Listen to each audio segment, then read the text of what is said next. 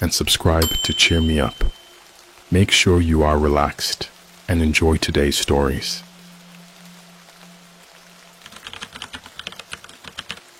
I watched a movie on the dark web where my grandfather was the main actor.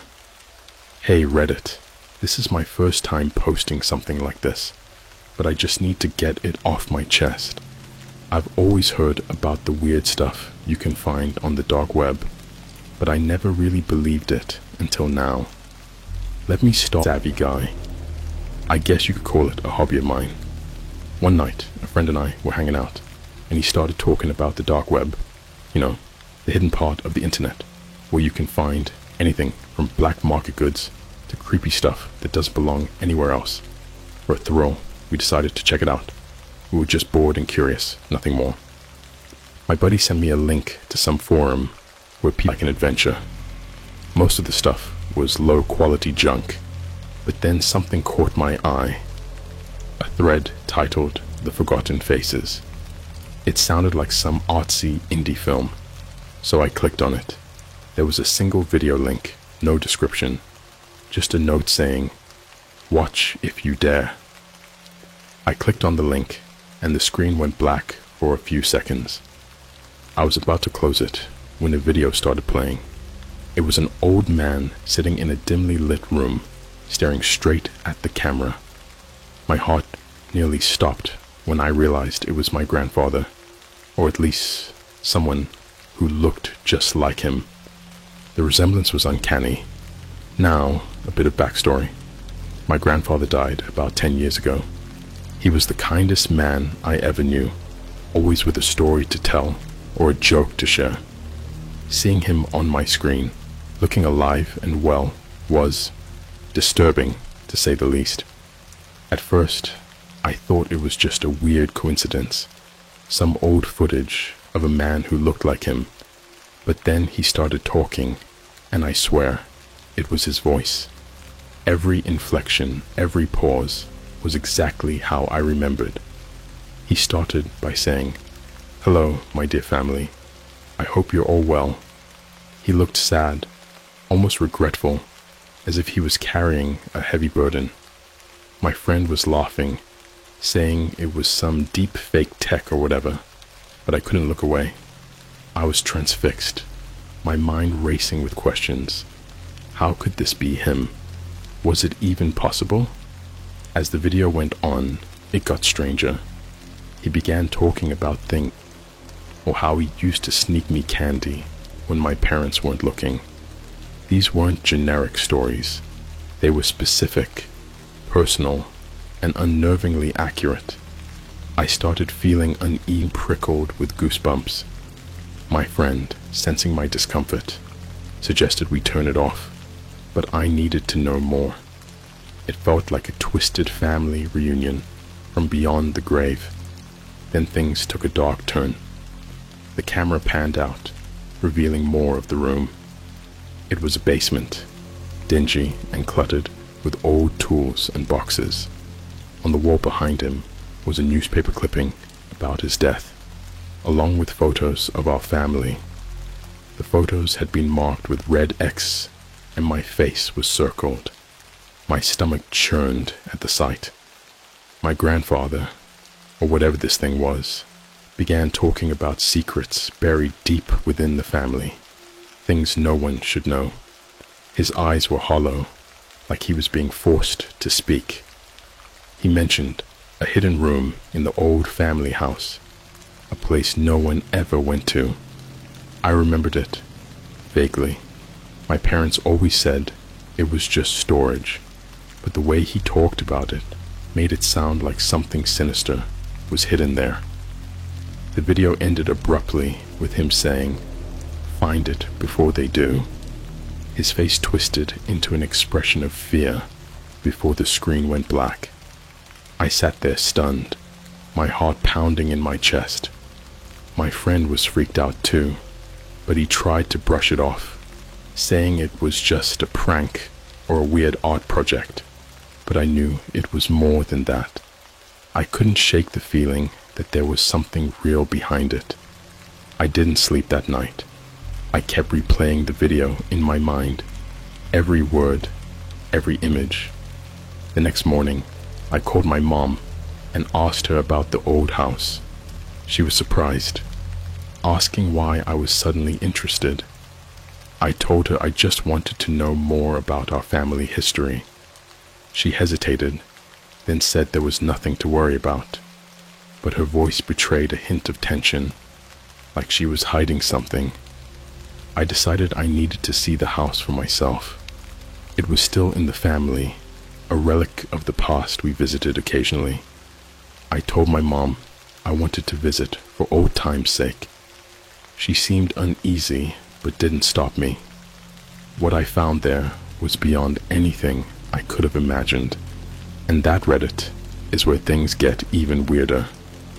I'll share more in part 2, but for now, I need a break. This is all just too much. Stay tuned. You won't believe what comes next. Driving to the old family house felt like stepping back in time. I hadn't been there in years, not since we stopped having family gatherings after Grandpa passed. The house was just as I remembered, old, creaky, and full of memories. It was nestled at the edge of a small town, surrounded by dense woods that always seemed to whisper secrets. As I pulled up to the driveway, a sense of unease settled over me. I couldn't shake the feeling that someone or something was watching me. The air felt thick, almost suffocating, as I approached the front door. The house was unlocked, as it always was. My family believed in trust, even if the world around us had changed. Stepping inside, I was hit with a wave of nostalgia, mixed with dread. The walls were lined with family photos, smiling faces now tinged with a haunting aura after seeing that video. I half expected my grandfather to walk around the corner, greeting me with his usual bear hug. I headed straight for the basement, the place my grandfather had hinted at in the video. The stairs creaked under my weight, each step echoing like a countdown in the stillness of the house. At the bottom, the basement was just as I remembered, cluttered with old boxes, dusty furniture, and the smell of mildew hanging in the air.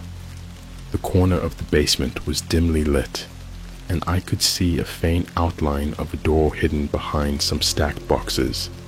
It was the door to the room no one ever went into, the one we were told was just storage. My heart raced as I moved the boxes aside, revealing the door fully. It was old, the wood warped with age, and the handle was cold to the touch. With a deep breath, I turned the handle and pushed the door open. The room beyond was small, barely more than a closet, but it was what was inside that made my blood run cold. The walls were covered in newspaper clippings, just like the ones in the video. They detailed unsolved crimes and disappearances from decades ago. At the center was a large, faded photograph of my grandfather with a group of men I didn't recognize. Below the photo, a note was pinned to the wall, written in my grandfather's handwriting. The truth lies buried beneath. I felt a chill run down my spine. What did this mean? And why was my grandfather connected to these crimes? I stepped back, feeling dizzy, trying to make sense of what I was seeing. Suddenly, the door slammed shut behind me, plunging the room into darkness. Panic surged through me as I fumbled for my phone, using the flashlight to find the door handle. It wouldn't budge, as if something was holding it shut from the other side. I pounded on the door, shouting for help, but the house was empty. My heart was pounding in my chest, and I struggled to keep my breathing steady. I felt trapped, like the walls were closing in on me. The darkness was suffocating, and my mind was racing with fear and confusion. Just as I was about to lose hope, the door creaked open on its own. I stumbled out, gasping for air, my body shaking from the adrenaline. The basement was silent, the air heavy with an oppressive stillness. I knew I couldn't stay there any longer. I rushed up the stairs and out of the house, not stopping until I was safely inside my car. I sat there, trying to calm down, my mind a whirlwind of questions. What was my grandfather involved in? And why was I seeing him in that video? I knew I couldn't go to the police. Who would believe me? I barely believed it myself. But I had to find out more, to uncover the truth behind this twisted mystery. As I drove away from the house, I noticed something in my rearview mirror.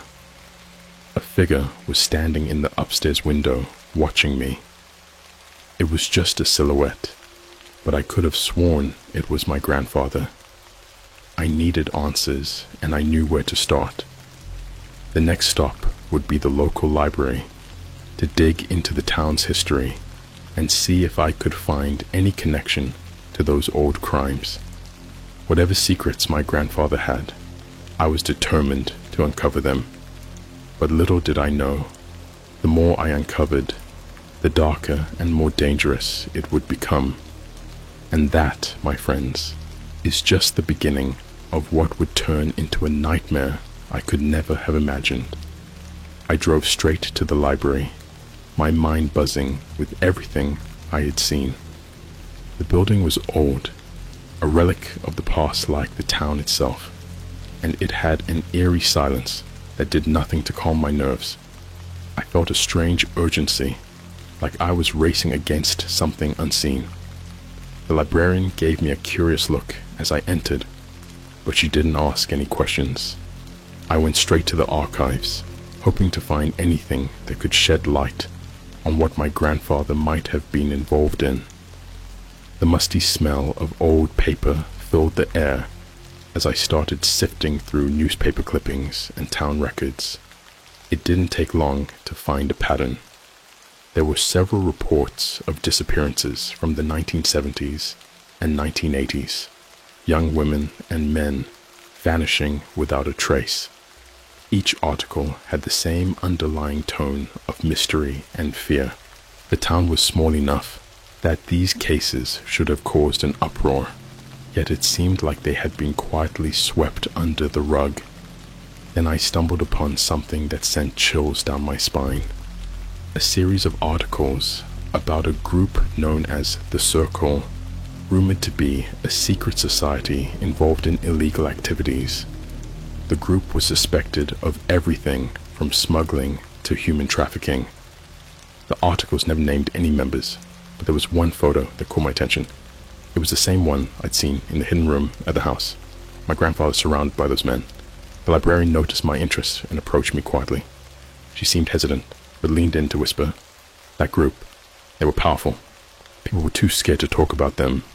If you're looking into this, be careful." I nodded, feeling the weight of her warning.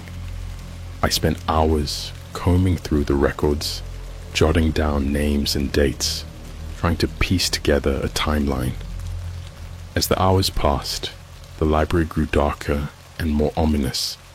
I felt a creeping sensation of being watched, though the only other person around was the librarian, who eventually left me alone to lock up.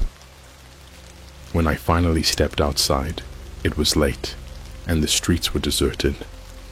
The night air was cold, and a fog had settled over the town, making everything feel even more surreal. As I walked to my car, I heard footsteps behind me. I turned, expecting to see someone, but the street was empty. My heart was racing, my mind playing tricks on me. I got in my car and locked the doors, telling myself I was just being paranoid. But as I drove away, I noticed a car following me. It kept a distance, never getting too close, but it was there, shadowing me.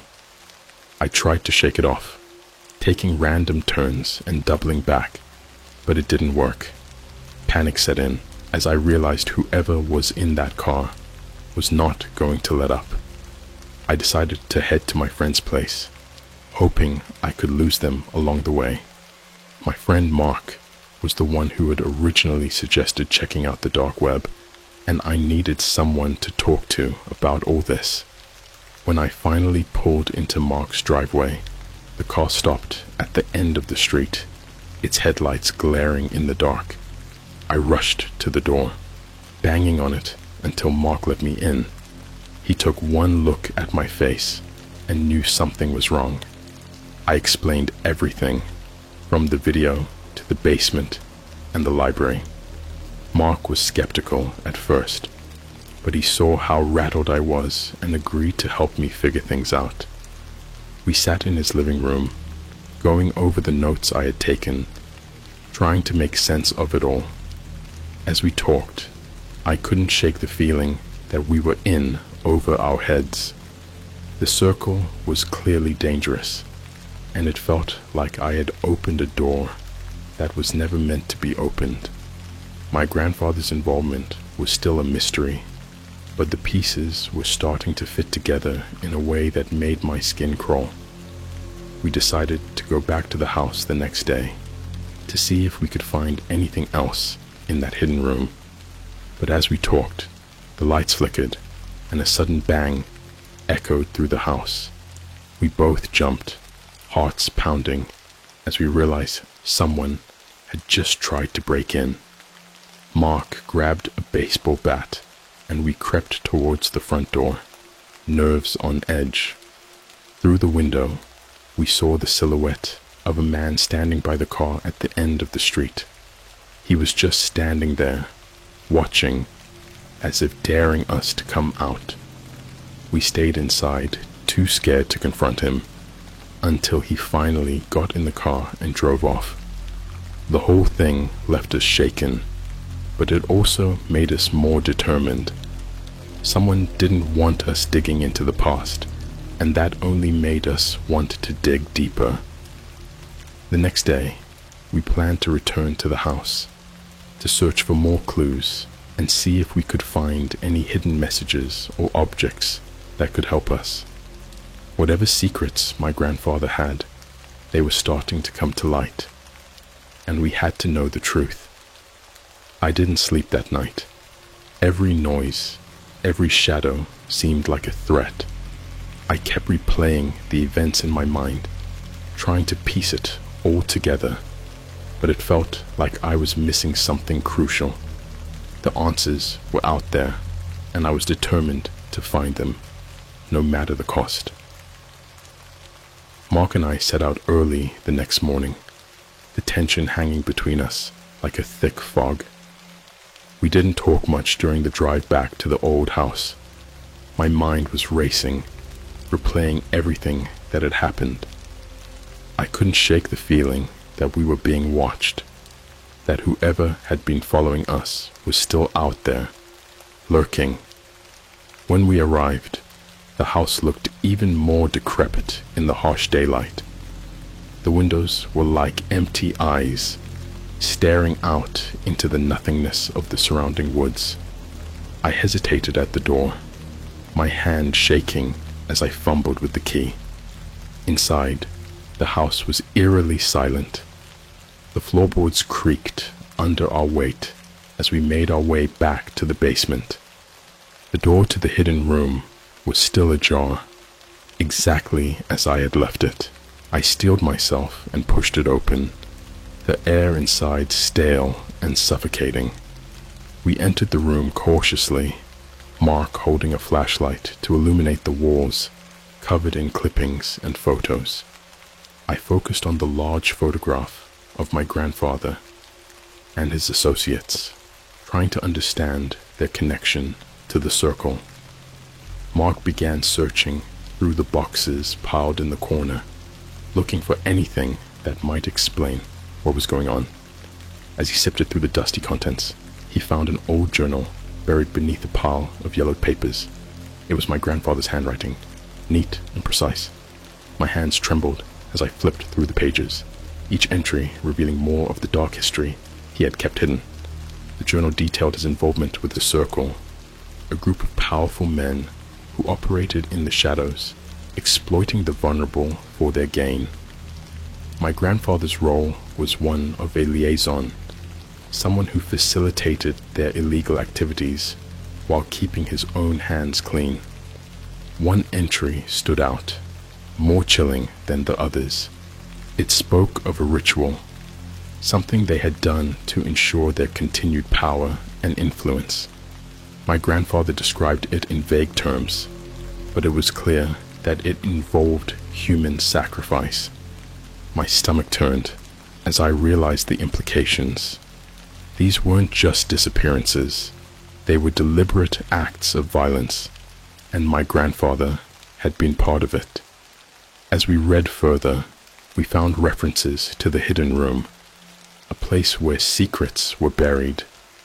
My grandfather mentioned a safe hidden behind the wall, where he kept the most incriminating evidence. The journal hinted that the combination was tied to an old family date, something meaningful only to him. Mark and I searched the room, tapping on the walls until we found a hollow spot. We pried away a loose board, revealing a small safe nestled in the wall. My hands shook as I punched in the date of my grandfather's birth, hoping it would work. With a soft click, the safe door swung open. Inside, we found a stack of photographs and several old tapes. The photos were of the missing people, their faces twisted in fear and pain. My heart sank as I realized these were the victims of the Circle's twisted games. The tapes were labeled with dates, spanning decades, and I knew they held more of the horrifying truth. Mark insisted we take everything to the authorities, but I hesitated.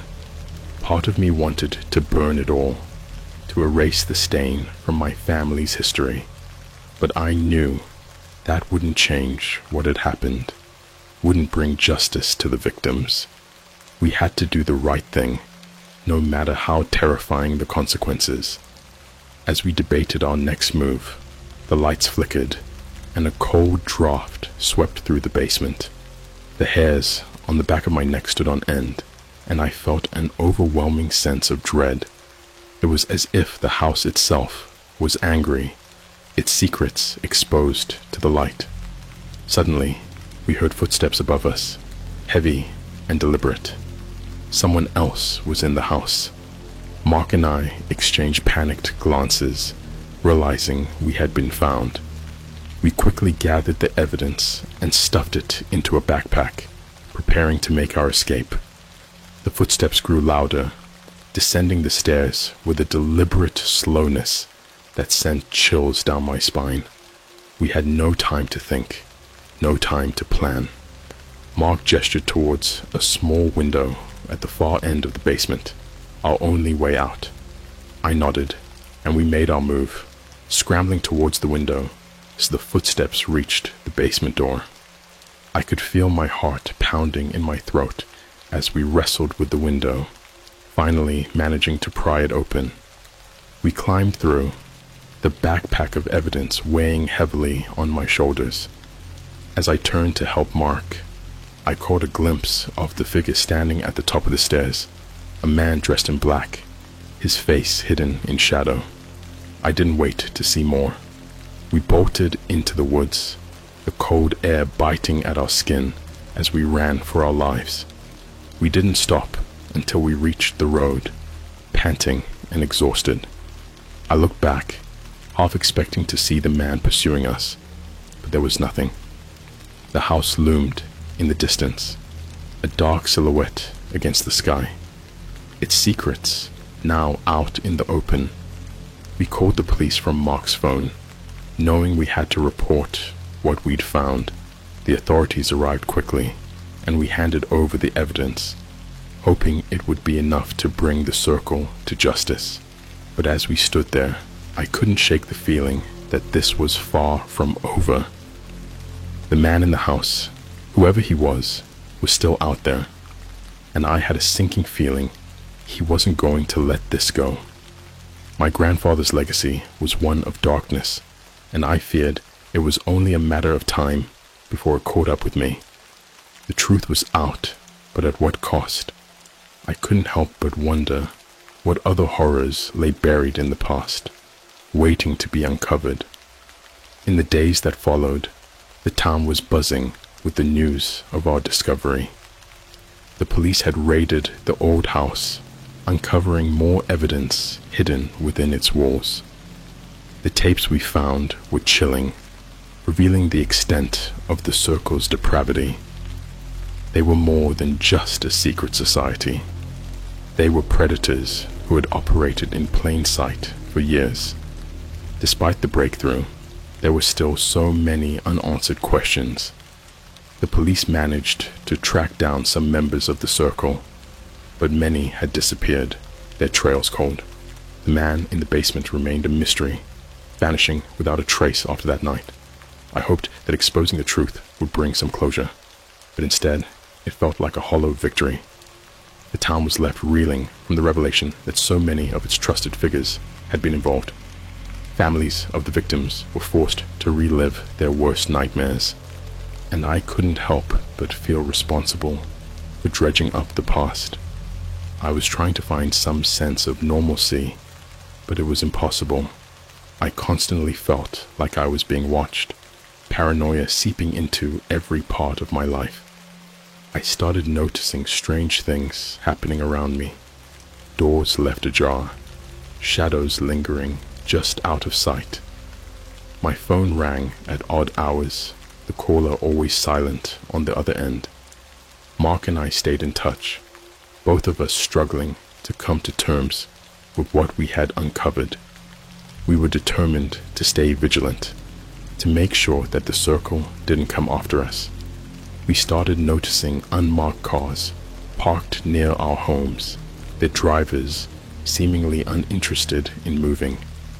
One night, I was sitting at home when my phone buzzed with a text from an unknown number. It was a single sentence: "Leave it alone, or you'll end up like him." My blood ran cold as I realized the threat was real. I showed the message to Mark, who agreed that we needed to be careful. The police had warned us to keep a low profile, but it was clear that someone wanted to silence us for good. I began changing my routine, altering my routes to and from work, always looking over my shoulder. But no matter what I did, I couldn't shake the feeling that I was being followed.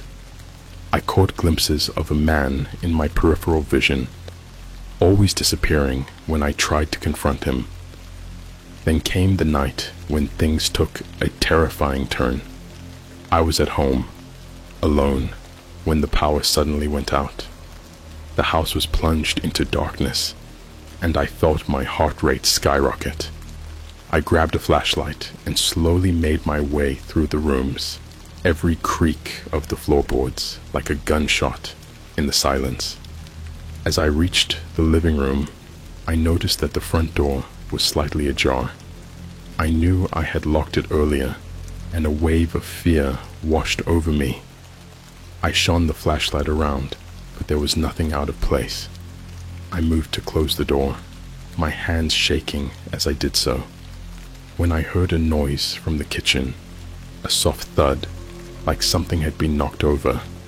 I steeled myself and headed towards the sound, gripping the flashlight tightly. As I entered the kitchen, I saw a figure standing in the corner, his face hidden in shadow. I froze, my mind screaming at me to run, but my legs refused to move. The figure stepped forward, and I caught a glimpse of his face. It was the man from the basement, his eyes cold and empty. "You should have stayed out of it," he said, his voice low and threatening. Before I could react, he lunged at me, and I stumbled back, crashing into the table. The flashlight slipped from my grasp, and we grappled in the darkness, my heart pounding in my ears. I fought with everything I had, adrenaline surging through me, but he was strong, relentless.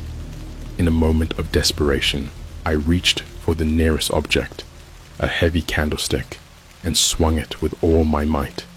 It connected with a sickening thud, and the man crumpled to the floor, unconscious, or worse. I scrambled to my feet, my hands shaking as I fumbled for my phone. to call the police. When they arrived, the man was gone, leaving behind only a trail of blood leading out the door. The officers assured me they would find him, but their words felt hollow. I knew this wasn't over, that the circle still had its eyes on me. The investigation continued, slowly unraveling the tangled web of lies and corruption. But I had learned to live with the knowledge that some things might never be resolved. The past was a shadow that loomed over my life, and I had to accept that it might always be there. As for my grandfather, I was left with a complicated mix of emotions. He had been part of something terrible, but he had also tried to warn me, to guide me to the truth. I visited his grave one last time, hoping to find some peace. I stood there for a long time, reflecting on the man I had known and the secrets he had kept. I realized that the darkness he had been part of didn't define him completely. We all have secrets, some more dangerous than others, but it's what we choose to do with them that truly matters. I chose to keep digging, to make sure that the circle couldn't hurt anyone else, even if it meant living with the fear and uncertainty. In the end, I found a strange sense of closure in the chaos. The past might always haunt me, but I had faced it and survived. Whatever lay ahead, I knew I wouldn't face it alone. Mark was by my side, and together we would keep fighting, making sure that the truth stayed in the light where it belonged. And as for the man in the shadows, I knew he would be back, but next time I would be ready.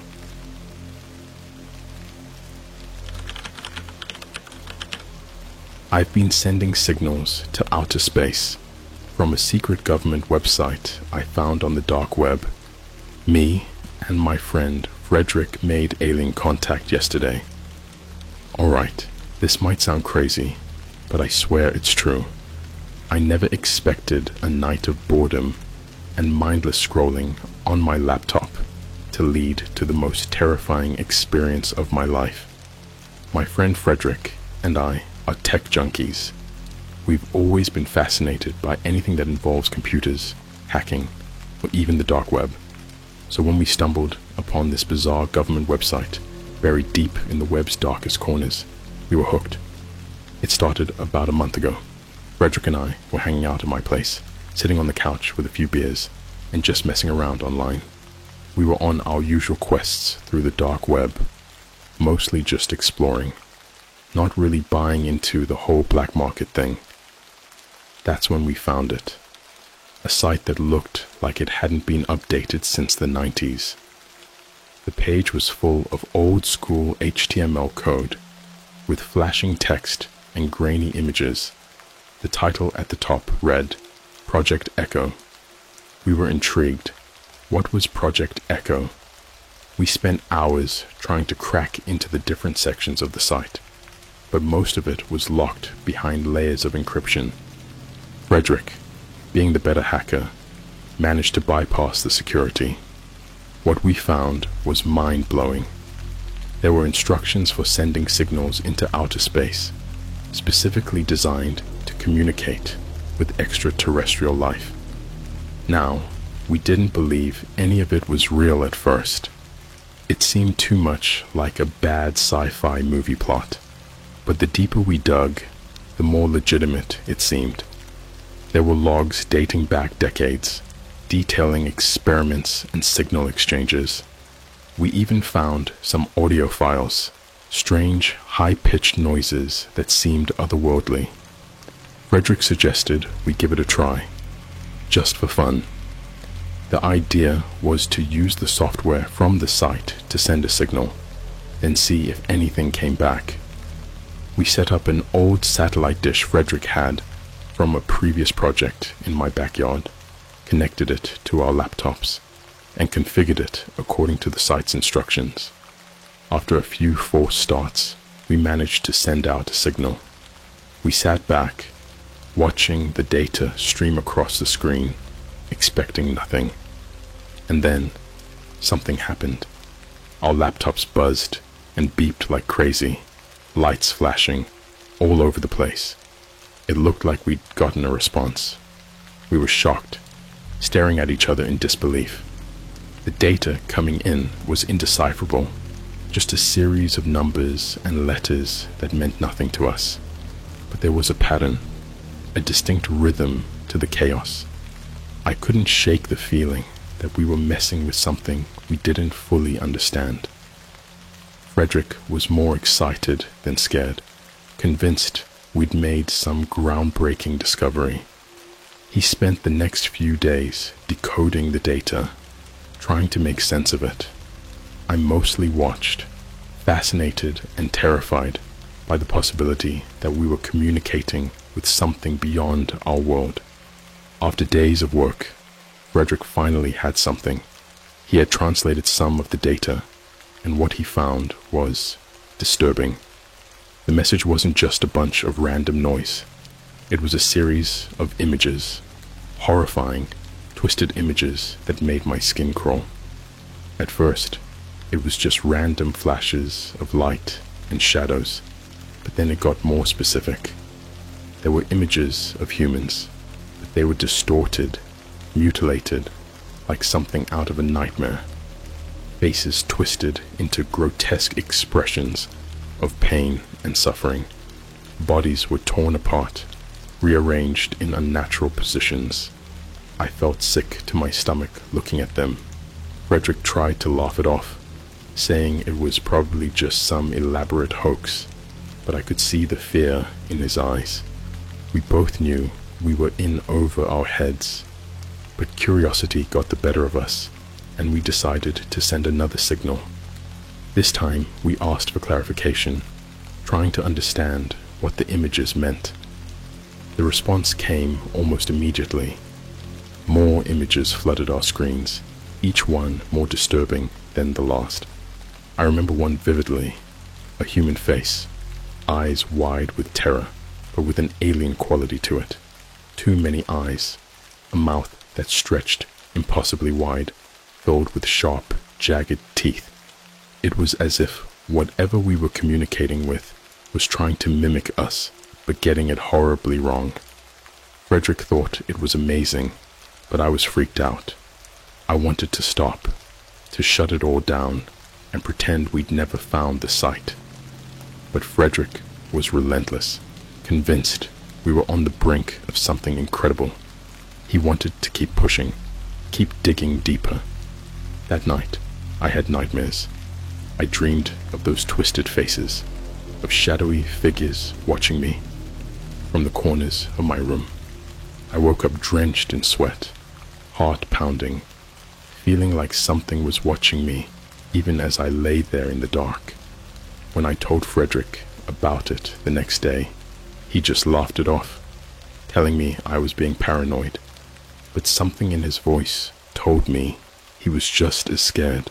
We agreed to take a break, to stop sending signals for a while, and let things settle. But deep down, I knew it was too late. We had opened a door, and there was no closing it now. I started noticing strange things happening around the house. The lights would flicker on and off. Shadows seemed to move on their own, and there was this constant feeling of being watched. Frederick experienced similar things, but he was still in denial, chalking it up to paranoia and overactive imaginations. But then it got worse. One night, I woke up to the sound of scratching at my window. I lived on the second floor, so it wasn't like an animal could have reached it. I tried to convince myself it was just a tree branch or something, but when I looked, there was nothing there, just darkness and an overwhelming sense of dread. Frederick started hearing voices, whispers that seemed to come from nowhere. He said they were speaking in a language he couldn't understand, but there was an urgency to them, a desperate need to be heard. He thought it was fascinating, but I was terrified.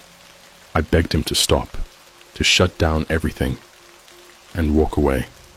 but he was obsessed, convinced we were on the verge of something incredible. The next day, I found Frederick sitting in front of his computer, staring at the screen with a blank expression. When I called his name, he didn't respond. It was like he was in a trance, completely absorbed by whatever was on the screen. I shook him, trying to snap him out of it, and finally, he blinked and looked at me. But there was something in his eyes, something cold and alien, that made my blood run cold. He mumbled something about needing to go deeper to understand what was really happening. I tried to talk him out of it, but he was beyond reason. He locked himself in his room, spending hours at his computer, surrounded by screens filled with incomprehensible data and those horrifying images. I didn't know what to do. Part of me wanted to call for help, to get someone who could deal with this kind of thing. But another part of me was afraid of what might happen if I did. Would anyone even believe us?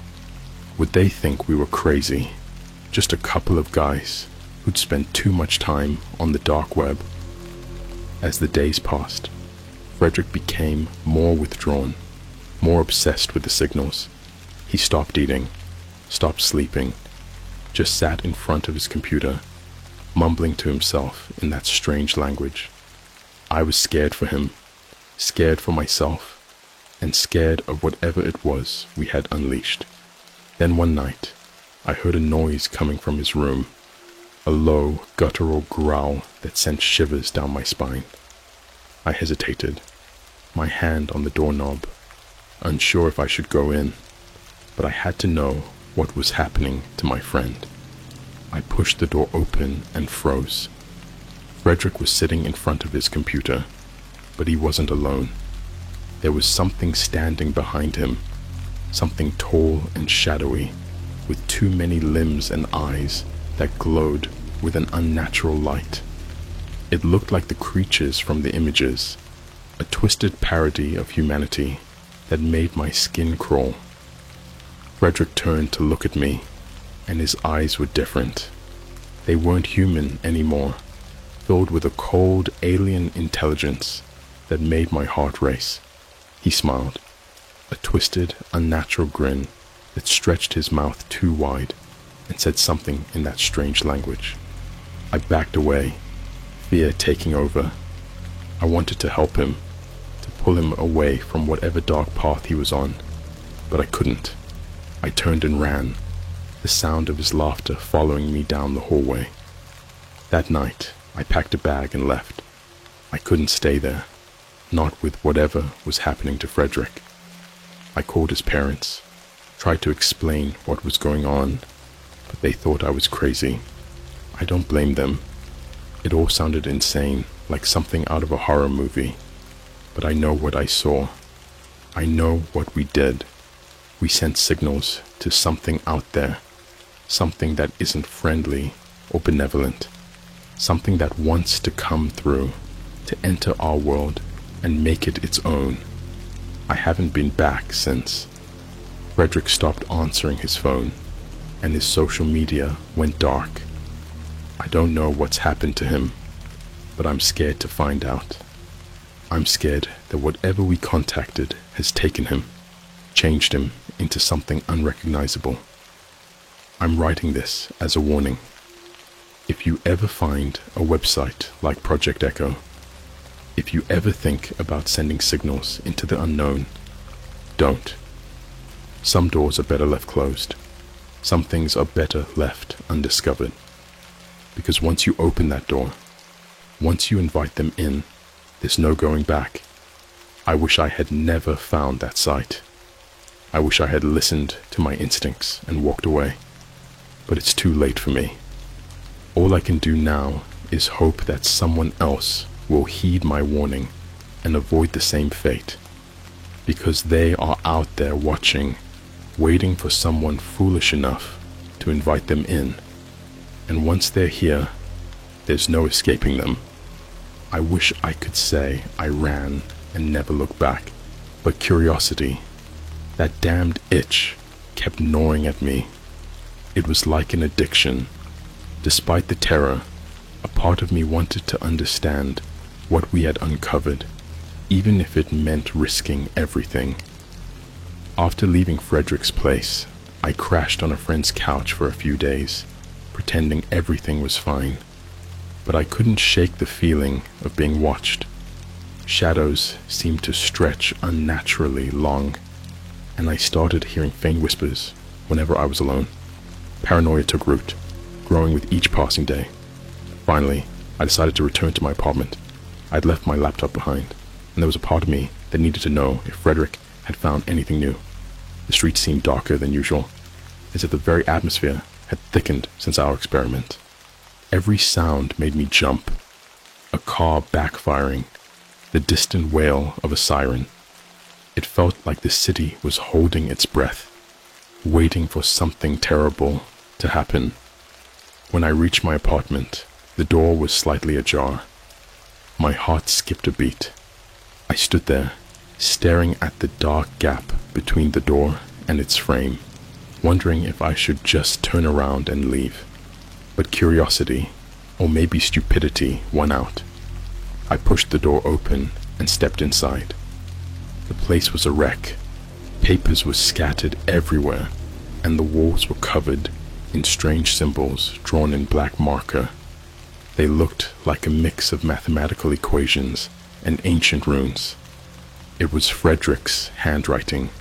I recognized the sharp angles of his letters, but the symbols were like nothing I had ever seen before. My laptop sat on the coffee table, screen cracked, but still functional. The moment I touched it, a flood of images flashed across the screen. My head spun with the sheer volume of data, incomprehensible numbers and distorted faces. And there was something else, an audio file labeled "Listen." Against my better judgment, I clicked on it. The sound was a low hum, barely audible at first, but it grew louder, morphing into a series of clicks and hisses. Then came the voices, whispering in that same alien language. It felt like they were inside my head, crawling beneath my skin. I ripped the headphones off, heart racing, but the whispers persisted, echoing in my mind. I staggered back, knocking over a stack of books. Among them was Frederick's journal. It was filled with scribbles, desperate notes, and sketches of the creatures from the images. Flipping through the pages, I saw the descent into madness. Pages covered in frantic handwriting, detailing his belief that the signals were a map, a guide to a place beyond our understanding. One entry caught my eye. They're here, watching, waiting. I can hear them in the walls. We've opened a door, and they want to come through. They want to make us like them. I have to stop them. I have to. The writing trailed off into an unintelligible scrawl, as if his hand had been shaking too much to write properly. Suddenly, I heard a noise, a soft, slithering sound coming from the hallway. My blood ran cold. It was the same sound I'd heard that night at Frederick's. I turned slowly, dreading what I might see, and there it was. A shadowy figure stood at the end of the hallway, its eyes glowing with that eerie, unnatural light. It was taller than any human should be, limbs too long and twisted, with a face that was a grotesque parody of a smile. The air around it seemed to shimmer like heat waves rising from the pavement on a hot summer day. My instincts screamed at me to run, but my legs wouldn't obey. I was rooted to the spot, trapped by the thing's gaze. It took a step forward, and the lights flickered, casting bizarre shadows that danced along the walls. The whispers in my head grew louder, more insistent. Finally, the survival instinct kicked in. I bolted for the door, heart pounding, but as I reached it, the door slammed shut with a force that rattled the walls. Panic surged through me. I was trapped, alone with this nightmare-made flesh. The creature advanced slowly, each step deliberate, savoring my fear. I backed away, desperate to put as much distance between us as possible, but I could feel the air growing colder, heavy with a sense of impending doom. Then, in a moment of sheer terror-fueled clarity, I remembered the symbols. Frederick's notes mentioned them as a barrier, a way to keep the creatures at bay. I grabbed the marker from the floor and began frantically drawing the symbols on the walls, my hand shaking so badly I could barely hold the pen. The creature paused, its expression shifting to one of confusion, then anger. It let out a low, rumbling growl that vibrated through my bones, but the symbols seemed to work. It stopped, pacing just beyond the invisible line I'd drawn. I didn't wait to see what would happen next. I dove for the window, fumbling with the lock before finally managing to get it open. The creature roared behind me, a sound that echoed through my very soul, but I forced myself through the window and landed awkwardly on the fire escape. I scrambled down, heart pounding in my ears, and hit the pavement hard. I didn't stop running until I was blocks away, lungs burning and muscles screaming in protest. I finally collapsed in an alley, gasping for air, my mind racing. What had we done? What had we brought into this world, and how could I stop it? I couldn't go to the authorities. They'd never believe me.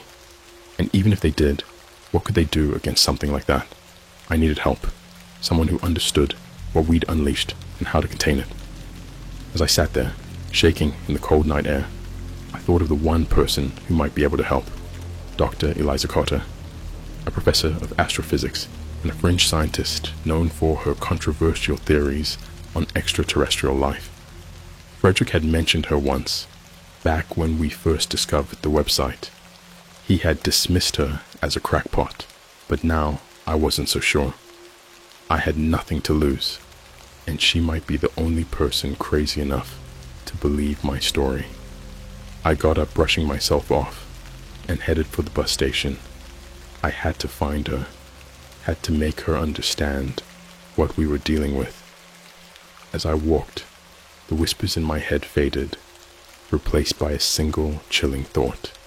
We had made contact, and now they were here, and they wouldn't stop until they had taken everything from us. Getting to Dr. Eliza Carter wasn't easy. She wasn't exactly listed in the phone book, and her reputation as a fringe scientist made her a bit of a recluse. I spent hours scouring the internet for any hint of where she might be based, chasing rumors and following dead-end links. Meanwhile, the shadows seemed to grow longer, and the whispers in my head persisted, a constant reminder of what I'd seen. Finally, I found a lead, a small article in a forgotten online forum dedicated to UFO sightings and conspiracy theories. It mentioned that Dr. Carter had given a lecture at a little-known symposium in a rundown part of the city. It was my only lead, and I had to take it. The symposium was being held in a decrepit old hotel on the outskirts of the town, the kind of place that looked like it should have been condemned years ago. As I approached, I could see a handful of people gathered outside, mostly older folks, the kind you'd expect to find at a UFO convention. They eyed me with suspicion as I approached, but I didn't care. I needed answers. Inside, the air was musty, and the dim lighting did little to hide the peeling wallpaper and worn carpets.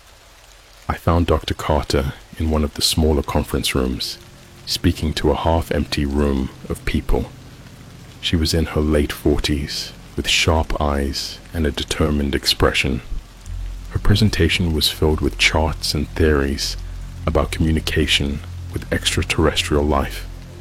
She spoke with a passion that was almost infectious, even if the content was beyond the realm of accepted science.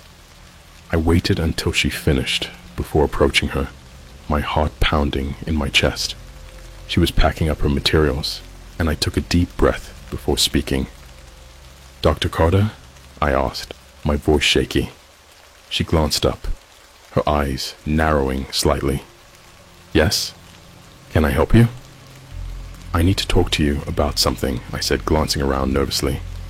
"It's about signals from space." Her expression shifted from suspicion to curiosity. "Signals? What kind of signals?" I hesitated, trying to find the right words. "My friend and I, we found a website. We sent signals out, and something answered." Dr. Carter's eyes widened, and she gestured for me to sit. "Tell me everything," she said, her voice low and urgent. I recounted the entire story, from finding the website to the images and the creature in my apartment. As I spoke, her expression grew more serious, and when I finished, she sat back, deep in thought. "This is concerning," she said finally, "but not entirely unexpected." "Not unexpected," I echoed, incredulous. "I saw something not human, and now Frederick is different."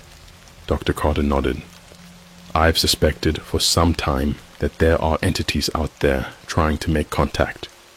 Most of the scientific community dismisses it, but there have been signs, signals, like the ones you described. And if what you're saying is true, then you may have opened a channel between our world and theirs." "What can we do?" I asked, desperation creeping into my voice. "How do we stop it?" Dr. Carter stood, gathering her notes. "First, we need to secure your apartment. The symbols you mentioned, those are crucial. They're an ancient form of protection, meant to ward off entities that don't belong in our world. We'll need to reinforce them, and I'll need to examine the data you collected." I nodded, grateful for her help, but still terrified of what lay ahead. Together, we left the hotel and made our way back to my apartment. The journey felt surreal, each shadow and movement around me charged with an unnatural energy. When we arrived, the place was as I'd left it, chaotic and unsettling. Dr. Carter immediately set to work, drawing symbols on the walls with precision and muttering under her breath as she did so. Her confidence was reassuring, but the atmosphere in the room was still thick with an oppressive, watchful presence. As she worked, I booted up my laptop, showing her the data and the images. Her face remained impassive, but her eyes flickered with recognition at certain points. When she reached the translated message, she paused. "These images," she said, tracing a finger over one of the grotesque faces. "They're not just warnings, they're instructions. Whoever or whatever sent them is trying to show us something." "What do you mean?" I asked, feeling a chill crawl up my spine. "They're trying to change us," she replied, her voice barely above a whisper. "These creatures want to make us like them, to bridge the gap between their world and ours. It's a process that starts with understanding, with communication, but once you open that door, it's hard to close it." I shuddered, recalling the alien intelligence I'd seen in Frederick's eyes. "So how do we stop it?" Dr. Carter sighed, turning to face me. "We need to break the connection. There's still a chance to sever the link, to stop them from coming through completely. But it won't be easy. We'll need to destroy all the equipment and erase every trace of the signals." The thought of destroying everything felt like an admission of defeat, but I knew it was the only way. We spent the next few hours dismantling the setup, tearing apart the satellite dish in the backyard, and erasing every file from my laptop.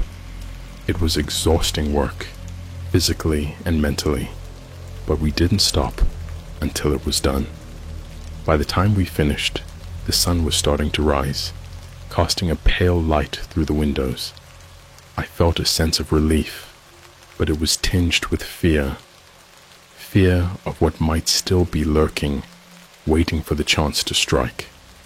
Dr. Carter surveyed the room, her expression unreadable. "This should help," she said finally.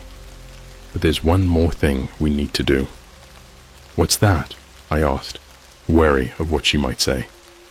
"We need to find Frederick," she replied, her tone grave. "He's been exposed, and if the connection is still open, he could be the key to closing it." The thought of confronting Friedrich again filled me with dread, but I knew she was right. He was my friend, and I couldn't leave him to face whatever horrors had taken hold of him alone. Together, we set out to find him, hoping that it wasn't too late to save him and ourselves from the darkness we had unleashed. Dr. Carter and I knew that finding Frederick wouldn't be easy. He had practically vanished after our last encounter, and I hadn't heard from him since. We started with his parents' house, hoping they might know where he'd gone, but when we arrived, the place was deserted. The garden was overgrown, the mailbox overflowing with unopened letters. It was like they had left in a hurry and hadn't come back. Inside, the air was stale, and the house felt abandoned, like a forgotten relic of a life that no longer existed. Frederick's room was a mess, papers and clothes strewn everywhere, the curtains drawn tight against the light. On the wall above his desk were more symbols drawn in thick, black ink.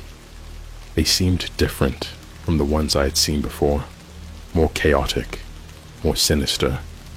Dr. Carter examined them closely, her expression grim. "These are summoning symbols," she said, tracing one with a finger. "Frederick must have tried to contact them directly. We need to find him before it's too late." We searched the room for clues, sifting through the chaos. Among the papers, I found a notebook filled with Frederick's handwriting. The entries were a jumble of thoughts and calculations, interspersed with sketches of the creatures we had seen. But one page caught my attention, a list of coordinates and dates. It looked like he had been tracking something, or someone. Dr. Carter peered over my shoulder, her brow furrowing. "These are locations," she said, "places where the signals might be stronger. If he's following them, he could be trying to amplify the connection." The thought of Frederick intentionally trying to strengthen the link between our world and theirs was terrifying. I couldn't let him do it, not after everything we'd been through. We had to stop him, to bring him back before he crossed a line that couldn't be uncrossed. Using the coordinates as our guide, we started our search. The first few locations were dead ends, abandoned warehouses, and empty lots that offered no clues. But the third location, a dilapidated factory on the outskirts of town, seemed different. As we approached, the air felt charged with an unnatural energy. The building loomed before us, its windows dark and foreboding. The doors creaked open with a gentle push, and we stepped inside, the floorboards groaning under our weight. The interior was a maze of rusting machinery and forgotten debris, shadows lurking in every corner.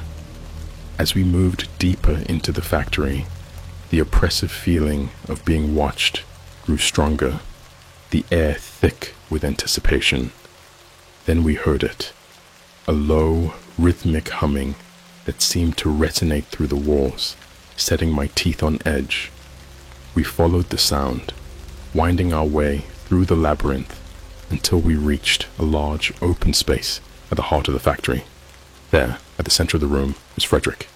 He stood with his back to us, surrounded by a makeshift setup of computers and equipment. The screens flickered with the same alien symbols we had seen before, casting an eerie glow over the room. "Frederick," I called out, my voice echoing in the empty space. "What are you doing?" He turned slowly, and my heart sank at the sight of him. He looked pale, almost gaunt, his eyes sunken and dark. But it was his expression that chilled me to the bone. A twisted smile, devoid of warmth, as if he was savoring some private joke only he understood. "Ah, you finally found me," he said, his voice unsettlingly calm. "I was wondering when you'd show up." Dr. Carter stepped forward, her voice firm. "Frederick, you need to stop this. You don't understand what you're doing." "Oh, I understand perfectly," he replied, his gaze fixed on the screens. "I've seen their world, glimpsed their knowledge. They're not our enemies, Eliza. They want to help us evolve." "This isn't evolution," she countered, a note of desperation creeping into her voice. "It's destruction. You're letting them in, and they won't stop until they've taken everything." Frederick laughed, a sound that echoed off the walls, cold and mocking. "You're afraid of what you don't understand, but I've seen the truth, and I'm ready to embrace it." As he spoke, the humming grew louder, the symbols on the screens pulsing in time with the sound. I could feel the vibrations in my bones, a relentless, mind-numbing rhythm that threatened to swallow me whole. "Frederick, please," I begged, stepping forward. "This isn't you. The Frederick I know wouldn't do this. We can stop it together. Go back to how things were before." He looked at me then, and for a moment, I thought I saw a flicker of recognition in his eyes, but it was gone as quickly as it appeared, replaced by that same alien intelligence I had seen before. "There is no going back," he said, almost wistfully. "This is our destiny." The air shimmered around him, and I realized with growing horror that the creatures were coming through, their forms flickering at the edges of my vision. I could see their distorted faces, hear their whispers growing louder, more insistent. "We have to stop him," Dr. Carter shouted over the noise, her voice cutting through the chaos. "Destroy the equipment." I lunged for the nearest computer, ripping cables free and smashing the screens. Frederick screamed, a sound of rage and pain that cut through the air like a knife. The shadows surged around us, swirling with malevolent intent, but as the equipment failed, the humming began to fade. Dr. Carter was beside me, working with grim determination to dismantle the setup. The room was a cacophony of noise and chaos, but together we fought against it, destroying everything Frederick had built. Finally, with one last crash, the screens went dark, and the air stilled. The oppressive presence that had filled the room lifted, leaving behind an empty silence. Frederick collapsed to the floor, and for a moment I feared the worst. I rushed to his side, checking for a pulse. Relief washed over me as I felt the steady thump of his heartbeat, and I shook him gently, calling his name. His eyes fluttered open, and the familiar confusion of my friend looked back at me. Where am I?" he asked, his voice hoarse and shaky. "You're okay," I said, tears of relief streaming down my face. "We stopped it, Frederick. You're going to be okay." Dr. Carter knelt beside us, her expression a mixture of exhaustion and triumph. "We did it," she said, a weary smile on her face. We closed the door, but as we helped Frederick to his feet, I couldn't shake the feeling that this wasn't over. We had stopped the connection, but the knowledge of what lay beyond remained, and as long as that knowledge existed, there would always be those tempted to seek it out. As we made our way out of the factory, I felt the weight of everything that had happened settle over me. We had faced the darkness and survived, but the shadows still lingered, a reminder of the thin veil between our world and theirs. I knew that I had carried this experience with me forever, a constant reminder of the dangers that lurked in the unknown. But for now, we were safe, and that was enough. Together, we left the factory behind, stepping out into the first light of dawn, ready to face whatever came next. In the days following our confrontation with the creatures, life slowly returned to a semblance of normalcy. Frederick spent most of his time recovering, both physically and mentally, from the ordeal.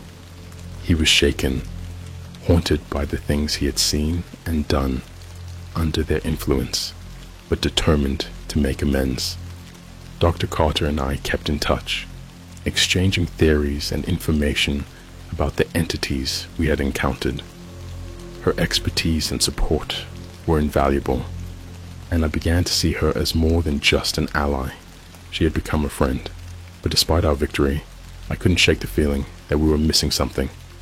The whispers had stopped, and the nightmares had faded, but a sense of unease lingered, like a shadow that refused to be banished by the light.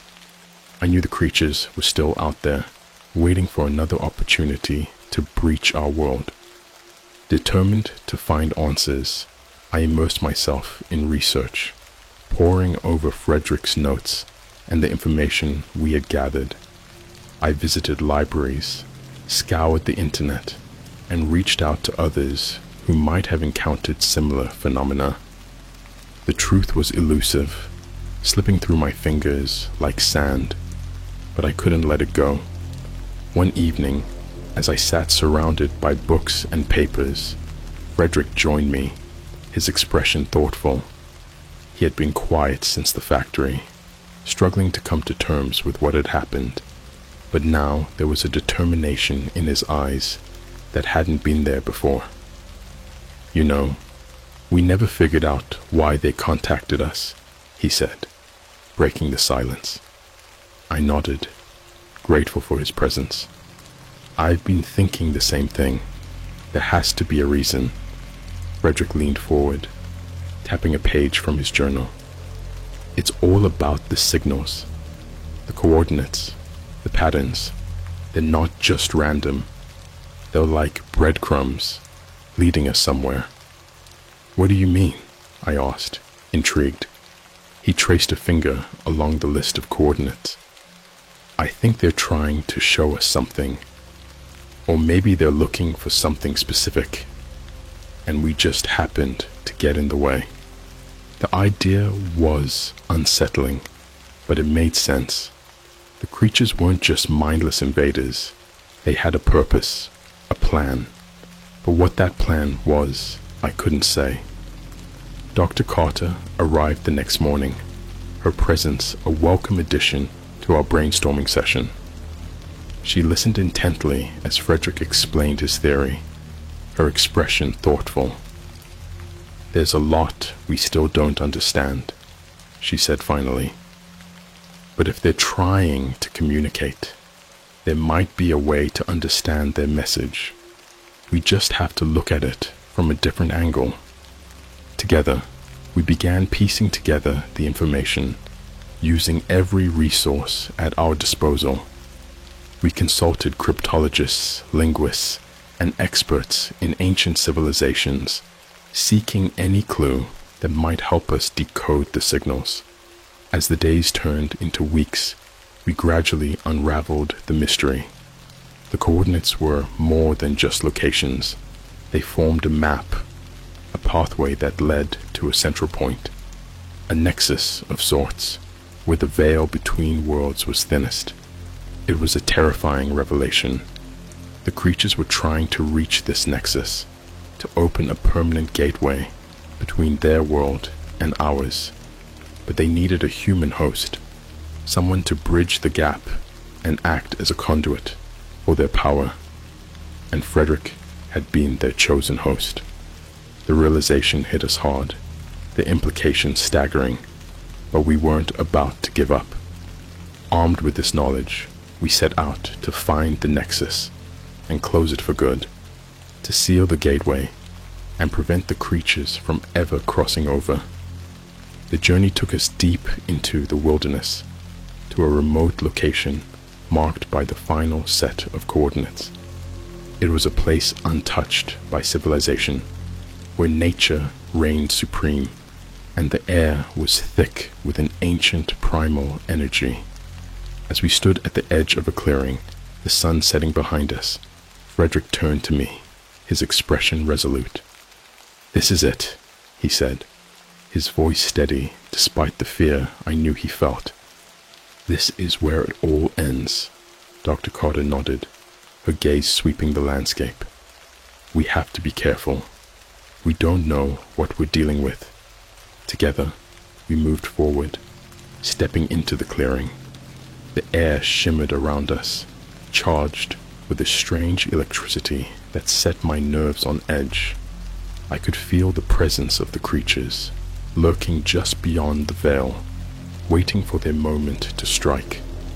We worked quickly, drawing the protective symbols around the perimeter, using every ounce of knowledge and strength we possessed.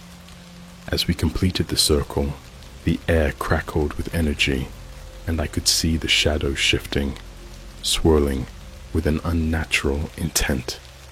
Frederick stood at the center of the clearing, his expression calm despite the chaos around him. He began to speak, reciting the incantation Dr. Carter had prepared, his voice ringing out with a clarity that defied the odds. The ground trembled beneath our feet, and the air was filled with a deafening roar as the Nexus began to close, the creature's screams echoing in the night.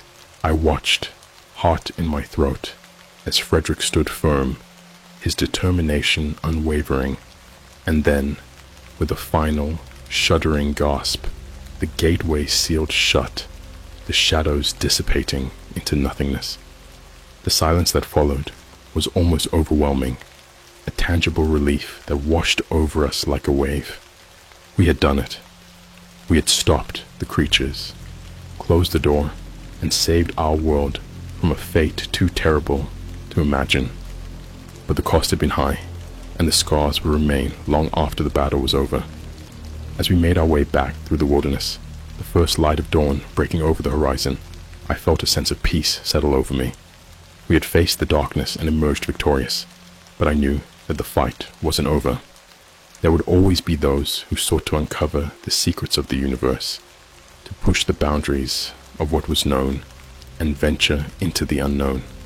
But I also knew that we would be ready, prepared to face whatever lay beyond the veil, because we had learned the truth that some doors were better left closed and some mysteries were better left unsolved. But as long as we stood together, we could face whatever came next. Frederick, Dr. Carter, and I had forged a bond through our ordeal, a friendship that would endure beyond the trials we had faced. And as we returned to the world, we carried with us the knowledge that we had fought the darkness and won. But in the quiet moments, when the world was still and the shadows long, I could still feel their presence, looking just beyond the edge of sight. And I knew that we would always be watching, always be vigilant, ready to protect the world from the horrors that lay beyond. For in the end, it wasn't just about stopping the creatures. It was about understanding the darkness and finding the courage to stand against it, no matter the cost. And in that battle, we had found not only our strength, but also our purpose, our reason to fight, and our hope for the future.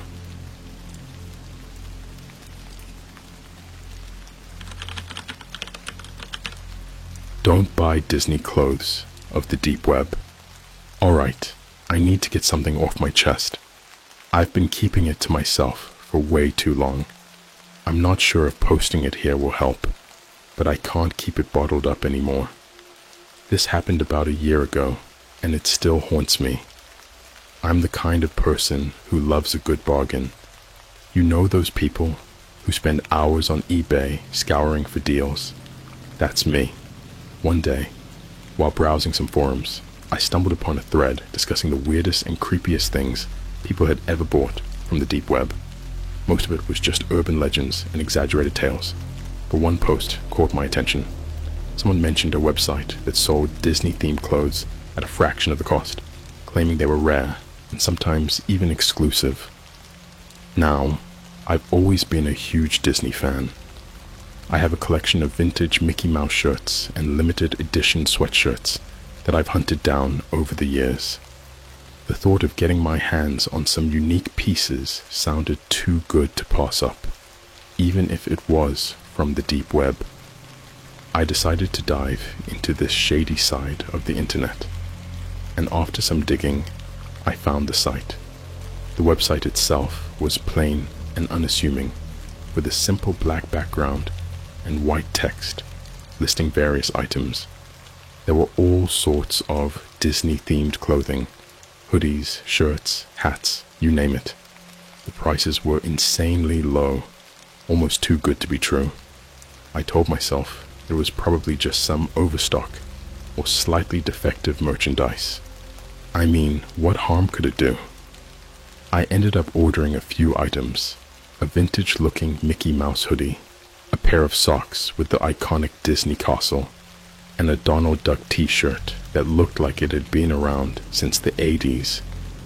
The total came to just $30, including shipping.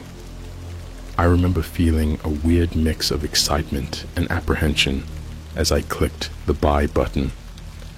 About a week later, a package arrived at my doorstep. It was just a plain brown box with no markings, like a gift from a stranger. I eagerly tore it open, expecting to find my new treasures inside. And sure enough, the clothes were there. At first glance, everything looked legit, maybe even a little too perfect. The Mickey Mouse hoodie was exactly as pictured on the website, and the socks and shirt seemed fine too. I tried the hoodie on first. It fit like a glove and was surprisingly comfortable. I remember feeling a little triumphant, thinking I'd scored big on this weird little find. But then, as I took the hoodie off, something fell out of the front pocket and hit the floor with a soft thud. I looked down and saw a small, old-looking photograph. Curiosity piqued. I picked it up. The photo was black and white, a little worn around the edges.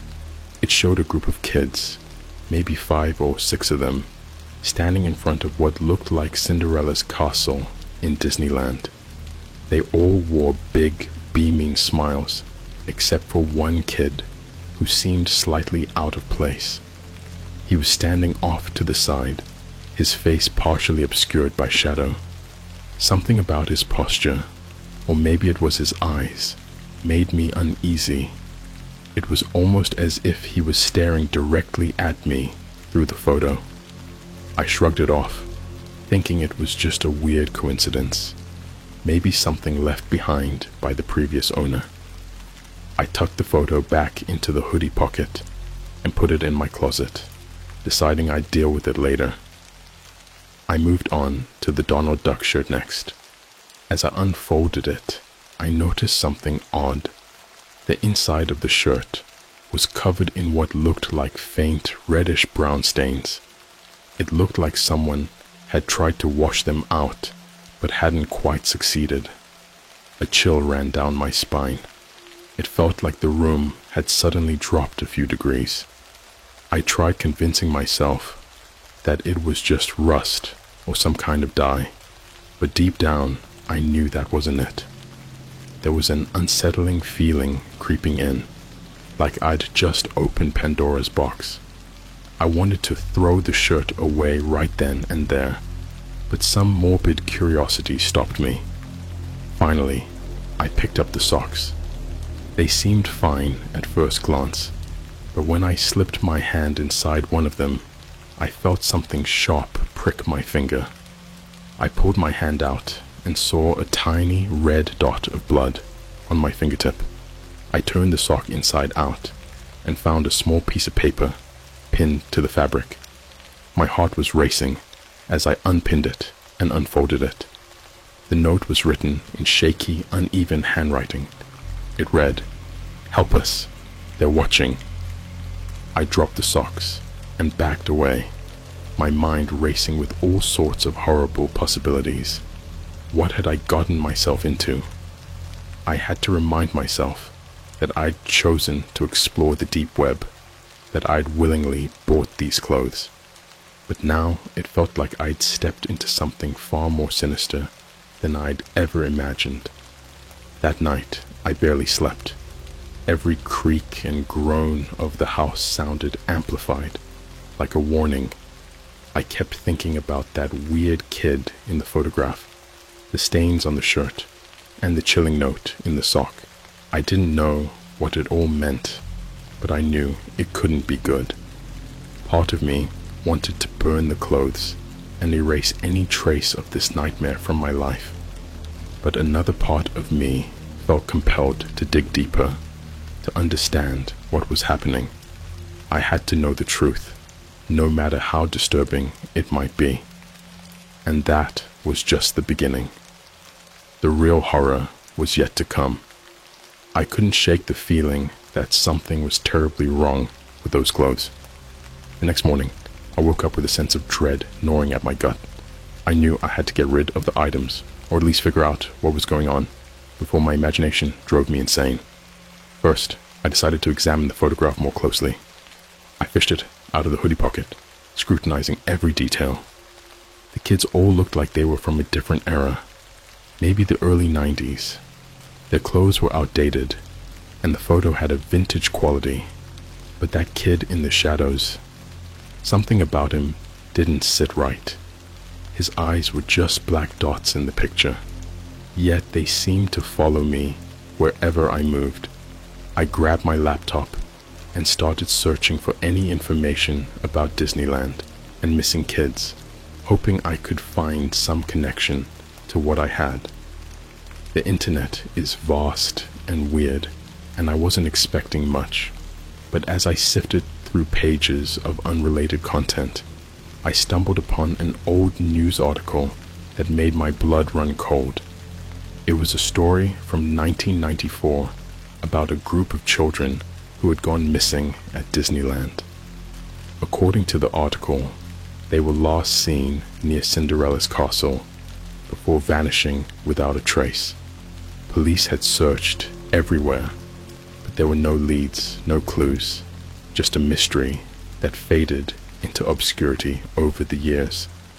The article mentioned a photo taken the day they disappeared, which matched the one I held in my trembling hand. I felt a wave of nausea.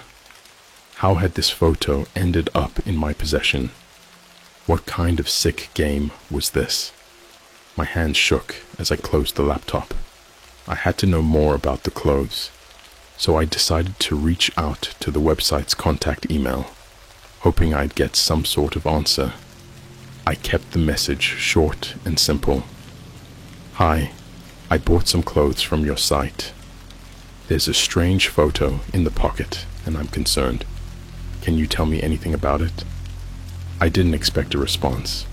Sites like these don't exactly have a customer service team waiting to assist, but I sent it anyway, hoping for some clarity. While waiting for a response, I decided to look closer at the stained shirt. I noticed there was something written in faded ink near the bottom hem. It was nearly illegible, but with some effort, I managed to make out the words, "Forgive us." Those words sent a shiver down my spine. I couldn't shake the feeling that whoever had written them was desperately trying to convey a message, one that I didn't understand yet. I tried to distract myself with other things, but the unsettling feeling was always there, lurking at the back of my mind. Every shadow seemed darker, every noise louder. I was jumpy and paranoid, my mind playing tricks on me. Days passed, and the package became a cursed relic in my room. I barely touched it, but I couldn't bring myself to get rid of it either.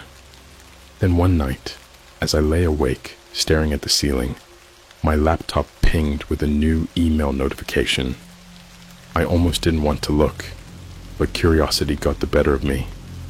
The subject line read, "Urgent, return items immediately." The email was short and frantic. "Destroy the clothes or return them immediately. You're in danger. Do not contact anyone about this. We're sorry." My heart pounded in my chest as I read and reread the message. The words were ominous, threatening, and apologetic all at once. It didn't make any sense. Why would I be in danger? What were they so afraid of? I decided I needed to speak to someone about this, someone who might understand the gravity of the situation. So I called up my friend Alex, who was into all sorts of conspiracy theories and weird stuff. If anyone could help me make sense of this mess, it was him. When Alex arrived, I showed him everything: the clothes, the photo, the emails. He listened intently, his face growing more serious by the minute. When I finished, he sat back, rubbing his chin thoughtfully. "This is some messed up stuff, man," he finally said. "I don't know exactly what's going on, but it feels like you've stumbled onto something bigger than we can imagine." We spent hours talking, theorizing about what the message in the sock could mean and why these clothes were linked to missing kids. Alex suggested maybe the clothes were cursed or had some kind of energy attached to them. It sounded crazy, but at this point, nothing seemed impossible. That night, I barely slept. Every creak in my house felt amplified, like a warning that something was coming. And I wasn't wrong. Around 3 a.m., I awoke to the sound of shuffling outside my bedroom window. I froze, my heart pounding in my chest. Slowly, I reached for my phone and turned on the flashlight, shining it toward the window. The light caught the silhouette of someone standing outside, staring in at me. It was the kid from the photograph. I screamed and scrambled back, fumbling for the light switch. When the room flooded with light, the figure was gone, leaving only a cold, unsettling emptiness behind. I called Alex, my voice shaking as I recounted what had just happened. He told me to get out of the house, to come to his place immediately. I didn't need to be told twice. I grabbed my keys and bolted, leaving everything behind. On the drive over, my mind raced with questions and fears.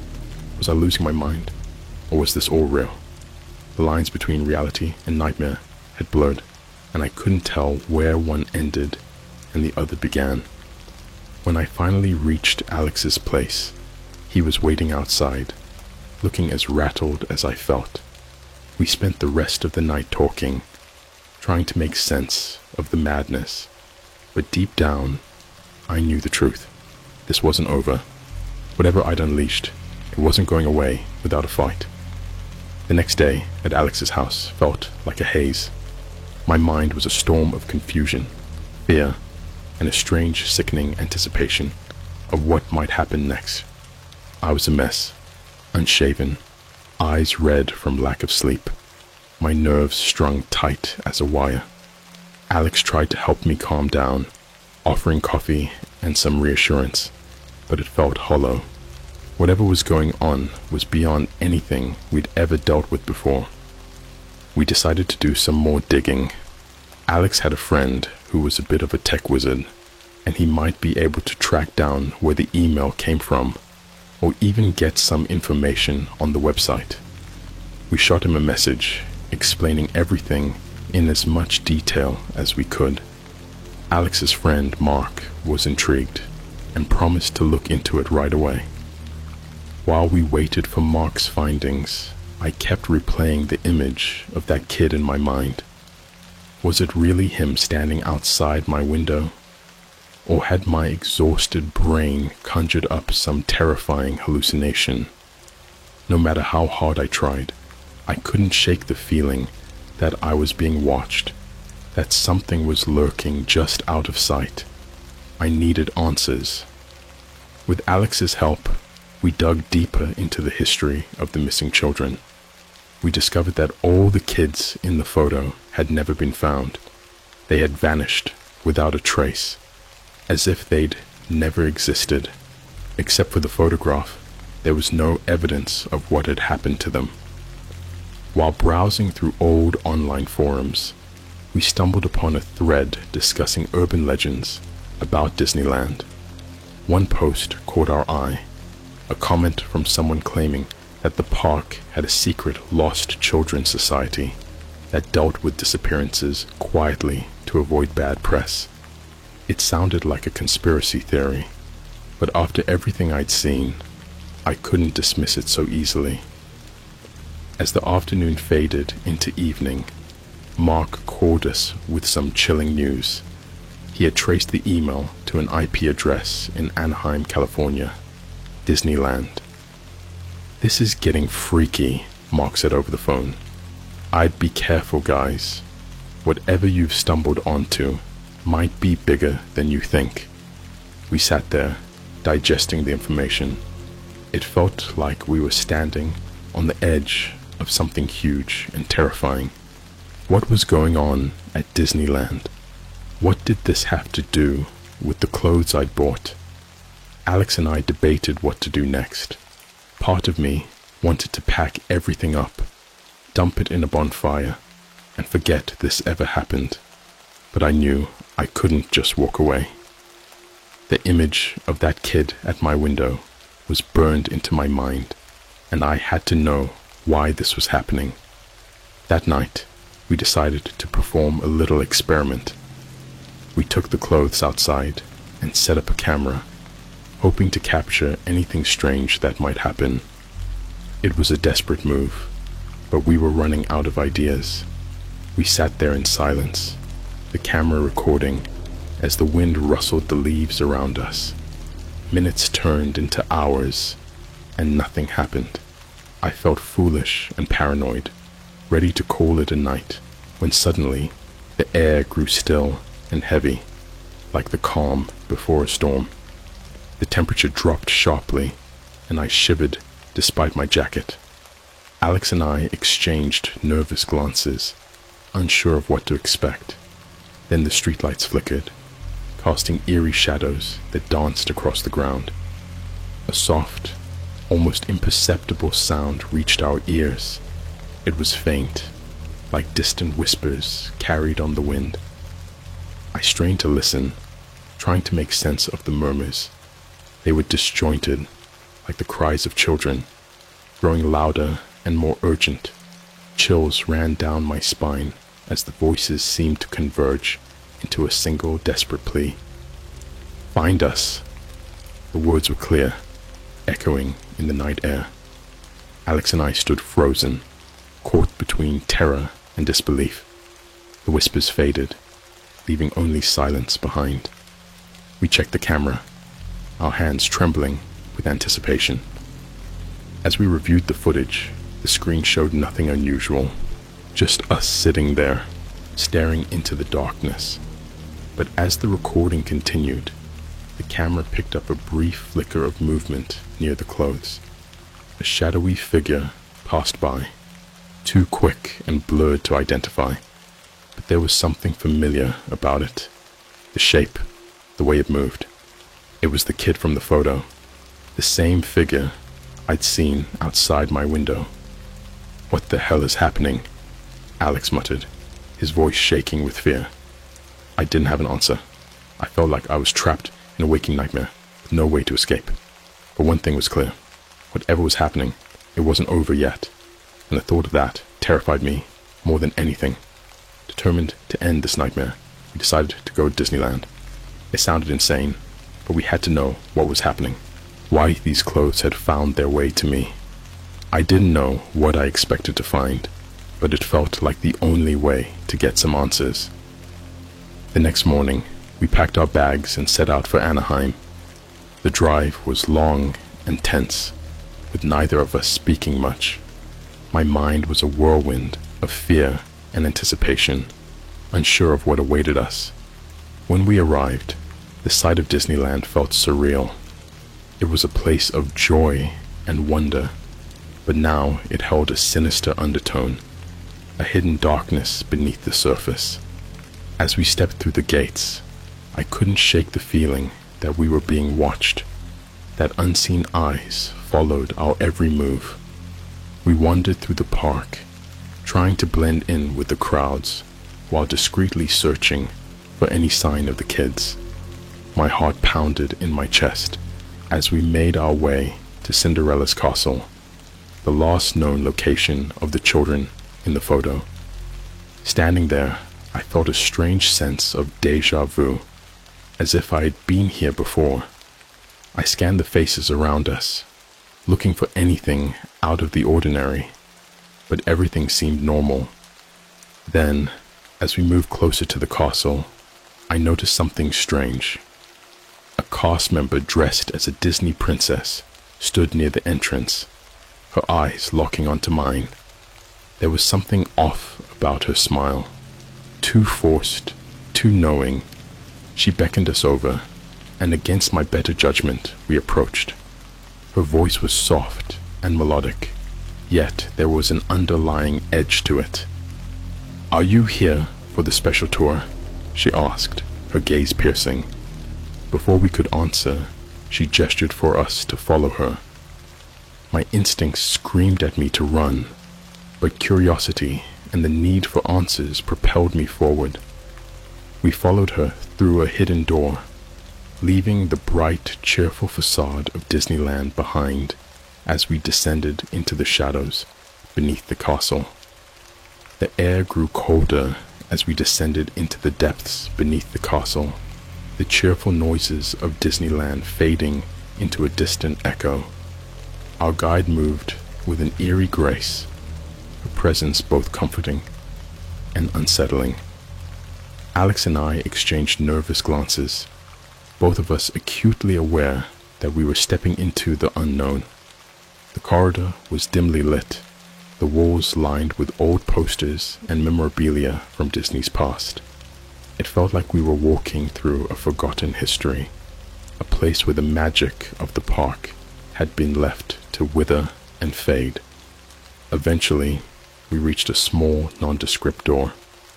Our guide paused, her hand resting on the handle, her eyes fixed on us with an intensity that sent shivers down my spine.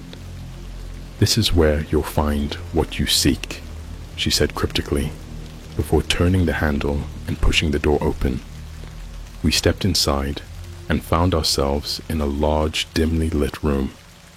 It was filled with old costumes, props, and other relics of Disneyland's past. But what caught my attention was a series of photographs pinned to the far wall. My heart skipped a beat as I approached the wall, recognizing the same black and white photo I had found in the hoodie. There were other pictures too, each one showing different groups of children in various parts of the park. Their faces were always the same, smiling, happy, but with that same unsettling presence in the background. I turned to the guide, my voice trembling. "What is this place? What happened to these kids?" She smiled sadly, her eyes filled with an ancient sadness. "This is where the forgotten come to rest," she said, her voice barely a whisper. "These children, they were lost, and now they are part of the park." Her words sent a chill through me. I glanced at Alex, who looked just as shaken as I felt. I wanted to run, to escape this nightmare, but I couldn't move, couldn't tear my eyes away from the haunting images on the wall. The guide gestured toward an old film projector in the corner of the room. "Would you like to see what really happened?" she asked. I hesitated, torn between fear and the need to know the truth. Finally, I nodded, my heart pounding in my chest. The guide started the projector, and the room was filled with the soft whirring of film reels. The screen flickered to life, showing grainy footage of Disneyland from decades past. At first, it was just scenes of happy families enjoying the park, but then the footage changed. The camera focused on a group of children, the same ones from the photographs. They were playing near the castle, their laughter echoing through the park. But then something strange happened. The shadows seemed to grow longer, darker, as if they were reaching out to the children. The kids stopped playing, their smiles fading as they looked around confused. The shadows wrapped around them, pulling them away from the light, from the world they knew. Their faces contorted with fear, their cries silent against the backdrop of cheerful music. And then, just like that, they were gone. The footage ended, leaving the room in darkness. I sat there, stunned, trying to process what I'd just seen. The guide turned to us, her expression unreadable. "The park has secrets," she said softly. "It needs new life, new laughter." The children became part of its essence, trapped between worlds. Alex and I stared at each other, the horror of the situation sinking in. The clothes I had bought, the photograph, the whispers, they were all part of this twisted cycle. The park was feeding off the energy of these lost children, using them to maintain its magic. I felt sick to my stomach, my skin crawling with the realization of what I had unwittingly become a part of. We had to leave, had to get out of this place before it claimed us too. But as we turned to leave, the guide blocked our path. Her smile was gone, replaced by a look of determination. "You've seen too much," she said, her voice low and dangerous. "You can't leave now." Panic surged through me. Alex grabbed my arm, and we bolted, pushing past her and racing down the corridor. My heart hammered in my chest as we stumbled through the maze of tunnels, desperate to find our way back to the surface. Behind us, I could hear the guide's footsteps, quick and relentless. We turned a corner, our breath ragged, and saw a glimmer of light ahead. The exit. We burst through the door and into the bright sunlight of the park. The sudden transition from darkness to light was blinding, disorienting. For a moment, I couldn't move, my body frozen with fear and adrenaline. Then Alex yanked me forward, and we ran, weaving through the crowds of unsuspecting visitors. We didn't stop until we reached the parking lot, our hearts pounding and our minds racing. As we drove away, I glanced back at the park, its cheerful facade now hiding a dark, sinister truth. I knew I could never return, not after what we'd seen, what we'd experienced. But even as we left it behind, I couldn't shake the feeling that the park's shadows were still watching, waiting, and I couldn't escape the haunting whispers of the lost children, echoing in my mind, "Find us, save us." We drove through the night, leaving Disneyland far behind. The air was heavy with tension, and neither Alex nor I spoke. I could feel the weight of what we had witnessed pressing down on me, a burden too great to bear. When we finally reached my house, the sky was tinged with the first light of dawn. I felt exhausted, both physically and emotionally, but I knew I couldn't rest. Not yet. Inside, I collapsed onto the couch, trying to make sense of everything. The photographs, the shadows, the missing children. How had it all come to this? I turned to Alex, who was pacing the room, his expression grim. "We can't just walk away from this," he said finally. "Those kids, they're trapped, and we have to do something." I nodded, my resolve hardening. We couldn't let the park continue to trap innocent children.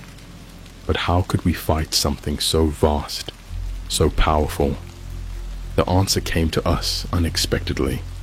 As we were brainstorming ideas, my phone buzzed with a new email notification. It was from the same address that had sent the warning. Hesitantly, I opened it. bracing myself for more bad news. The email was brief, but it held a glimmer of hope. There is a way to break the cycle. Return to the park at midnight. Bring the clothes, trust no one. The words filled me with a mix of fear and determination.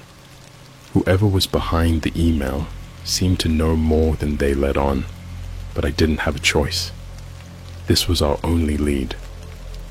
Alex and I spent the rest of the day preparing, gathering whatever supplies we thought we might need. I packed the clothes carefully, feeling their weight like a promise. As night fell, we set out for the park once more. The drive was silent, our minds focused on the task ahead. I couldn't shake the feeling that we were heading into a trap, but there was no turning back now. We arrived at the park just before midnight, the air thick with anticipation. The entrance was deserted, the cheerful music eerily absent. A sense of unease settled over us as we made our way through the darkened pathways, the moon casting long shadows that seemed to reach for us. Our destination was the castle, the heart of the park and the source of its dark power. As we approached, I felt a strange energy in the air, a pulsing undercurrent that seemed to draw us in. We reached the castle and paused, the weight of what we were about to do pressing down on us. I took a deep breath, steeling myself for whatever lay ahead. Together, we stepped forward, passing through the castle's gates. Inside, the atmosphere was charged, the shadows alive with a dark energy. I could feel the presence of the lost children, their whispers echoing all around us, urging us on. We followed the pull of the energy, descending into the hidden tunnels beneath the castle. The path wound deeper and deeper, leading us to a chamber filled with strange symbols and artifacts. In the center of the room stood an ancient-looking altar. This was it, the source of the park's power. I placed the clothes on the altar, my heart pounding in my chest. The air vibrated with tension, the shadows shifting and swirling around us. I could feel the presence of the children, their spirits trapped in the liminal space between worlds. Alex and I exchanged a glance, silently acknowledging the gravity of what we were about to do. Together, we began the ritual outlined in the email, following the instructions carefully. As we worked, the air grew thick with energy, the symbols on the altar glowing with an eerie light. I felt a strange warmth spreading through me, as if the children's spirits were reaching out, desperate for freedom. The final step of the ritual involved burning the clothes. I hesitated, the weight of the moment pressing down on me, but I knew this was the only way to break the cycle, to free the lost souls from their prison. With trembling hands, I lit the clothes on fire, watching as the flames consumed them. The room was filled with a blinding light, the shadows recoiling from the heat and intensity. I heard the whispers of the children, their voices filled with relief and gratitude. The energy in the room shifted, the oppressive weight lifting as the spirits were released from their bonds. In that moment, I felt a deep sense of peace, as if a great wrong had finally been righted. The park's hold on the children was broken, and their spirits were free. As the light faded and the flames died down, I looked at Alex, relief washing over me. We had done it. We had freed them. We made our way back to the surface, the weight of the night's events finally beginning to lift. The park was silent and still, as if holding its breath in the aftermath of what had happened. As we left the park, I felt a sense of closure. The nightmare was over, and the children were finally at peace. I knew that I could never forget what had happened, but I also knew that we had done something important, something that mattered. The park would go on, its secrets hidden from the world, But the cycle of entrapment had been broken, and for that, I was grateful. In the days that followed, Alex and I tried to return to normalcy, but the experience had changed us. We were bonded by what we had been through, our friendship stronger for it. And though I would never return to Disneyland, I carried the memory of these lost children with me, a reminder of the darkness that can lurk beneath even the most magical of places. Find us, save us. Those words would echo in my mind for the rest of my life, a haunting reminder of the night we faced the shadows and emerged victorious.